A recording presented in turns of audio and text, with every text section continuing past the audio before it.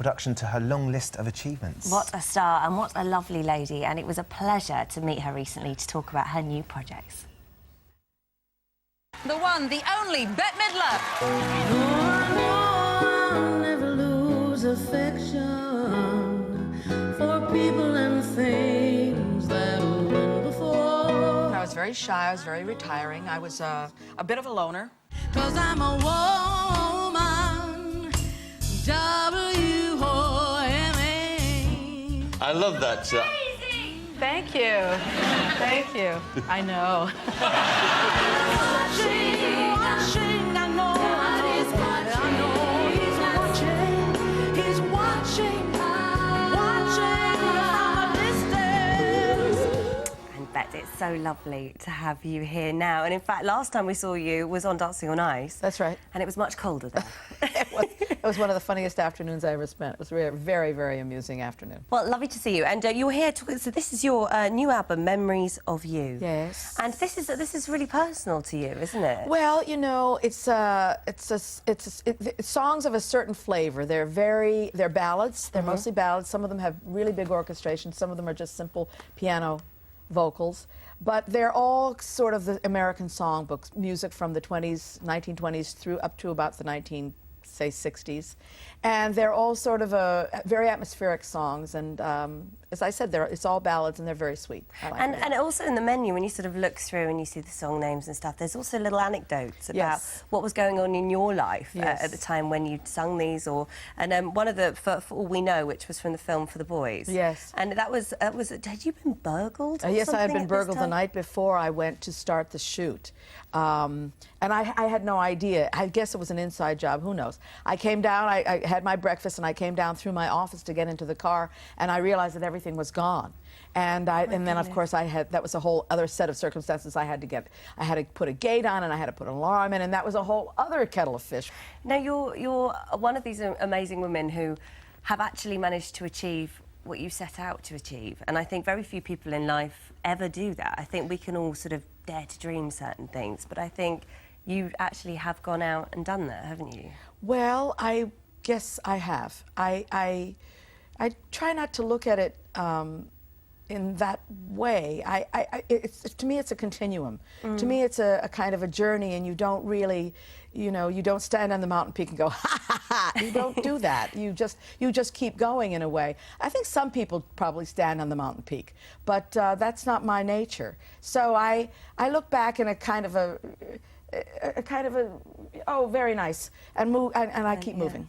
But when you are standing on that sort of top of the mountain, and you've achieved everything, was it all that you hoped it would be at the very beginning? It was different. It was somewhat different, and I think because I had visualized it so intently, it was almost as if I had already achieved it. You know, the actuality was not as intense as the dream. So it's odd. It doesn't make you as happy as you imagine it would be. I think the happiest I ever was on a mountaintop in Switzerland.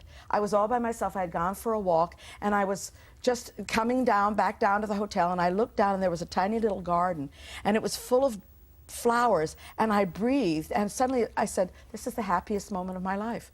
And it had nothing to do with show business. No. It was just being on the planet in a beautiful place with fresh air and people living around me. It was fantastic. Because I guess that sort of level of stardom comes with it. I mean, it has great benefits, but then at the same time, it can also have its moments where imagine you're just like, oh, just please don't let me be Bette Midler for a while. Oh, it's cringeworthy. Every day you're cringing. Every day you're cringing. Sometimes you're cringing about something that happened 40 years ago.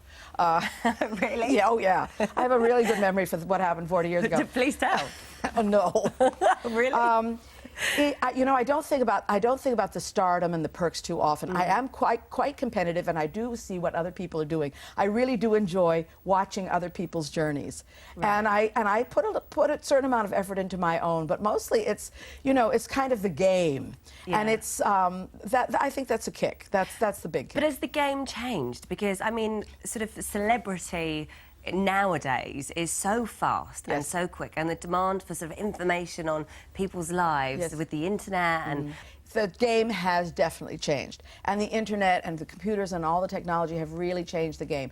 It is true that celebrity and the notion of celebrity and the idea that you could be famous just for being famous, that's an old idea. But it used to be very few people could achieve it. Now so many people can achieve it that it's very hard to weed the kind of dilutes it, doesn't it? It does dilute it. It really does. And the skills, the skills that used to be so fantastic that people used to admire, and the personalities that were so much larger than life have pretty much gone by the wayside, and that's too bad because you really do miss the huge personalities of the people like Cary Grant, Humphrey Bogart, the Beatles. You really miss that level of personality. It seems like there's a homogenization, and I don't think it's just because I'm old, although I'm very, very old. I don't think it's just because I'm old. I think it's just there's so many people, and they tend to be a blur. It tends to become a blur, and you have a hard time picking the really special ones out, I find. To anybody kind of starting out on this sort of game, if you like, then, I mean, sort of what advice would you pass on to them? I would suggest a career in another field, the one that is not quite so crowded, because this field is so damn crowded now. Yeah. I mean, it's really crowded with people who have, I mean, anybody. I mean, any old body. And there's, there is the planet. The planet is billions and billions of people, and they're all uploading their videos. So, I mean, maybe if you were a scientist or a civil engineer, or you could make a living. I suggest another field. Okay, but that's great advice. But do you kind of wish that sometimes you'd listen to somebody else's advice, because you have made some quite big mistakes in your time, I told you I cringe every day of my life. But I'm thinking of one in particular, of a role that was written for you. Mm-hmm. Which one? Oh, I have so many of those. I'm thinking of Sister Act. Oh, Sister Act, yes. That was written for me, and they were really mad at me. They were, in fact, they called me up the night before and said, could you please, and I was like, my fans don't want to see me in a wimple. I don't know where that came from. I mean, it's not like I knew what a wimple was. I mean, I guess a wimple is, my fans don't want to see me in a wimple. Well, how do they want to see you? Actually, I was thinking that probably I wouldn't look that good in a wimple, and I was frightened. But Misery, they also offered me Misery, yes, and she won the Oscar well. for that. Kathy Bates, who was a genius, won the Oscar for that. But that was I couldn't do it. I couldn't put that much ugliness into the world. It was so evil, It was so wasn't evil, it? I couldn't do it. I couldn't do it. I couldn't. And what about sort of being a diva? Because you could have, you have the sort of diva status, but nobody ever speaks of you as being a kind of diva. I can't seem to get that going. I really want to, because I see so many other people getting away with so much, and I think like, oh, I didn't. You so could. I could have had so much more fun, but I just don't have it in me. I like people. I look at people and I think like, oh, look, young people, they want so much out of life, fools. And then I think like, I just can't. I can't. It's too mortifying to behave in that way. Well, you look incredible. Well, thank you. So do you. You really do. Thank you. But you clearly look after yourself. A medical miracle. I do look after myself. I do. You must. I pay a lot of attention to it because I can see that it's very easy to give up. Yeah. And I'm tempted to give up because I know it's a lot easier, but it's not good for your health, really. Mm-hmm. And I do want to stick around. I have a daughter, a 24-year-old daughter. I'd like to see her, I'd like to see what happens to her. I'm very interested in that. I'd like to see the rest of the world.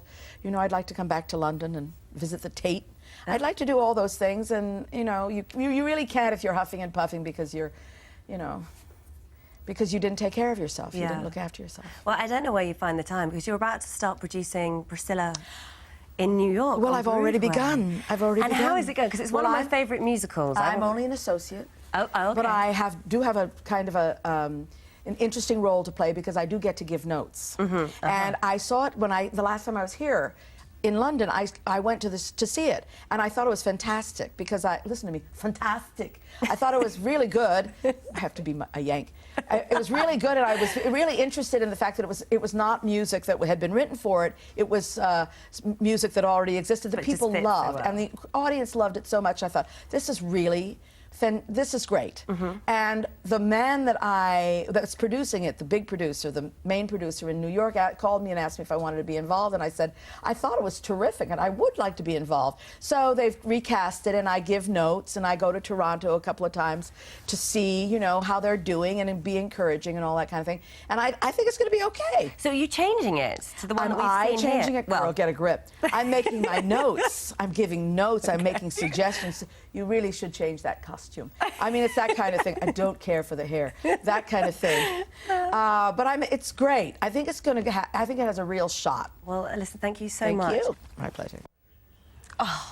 She's lovely. I just love her. When I grow up, I want to be just like her. And it's her birthday please. today, isn't it, you told me? It's happy birthday, Bette Midler. How cool is that? I know, And the picture of her with her daughter. They just look like two peas in a pod. I know, chip off the old block. Isn't that, can we have a look at it again? Look at them.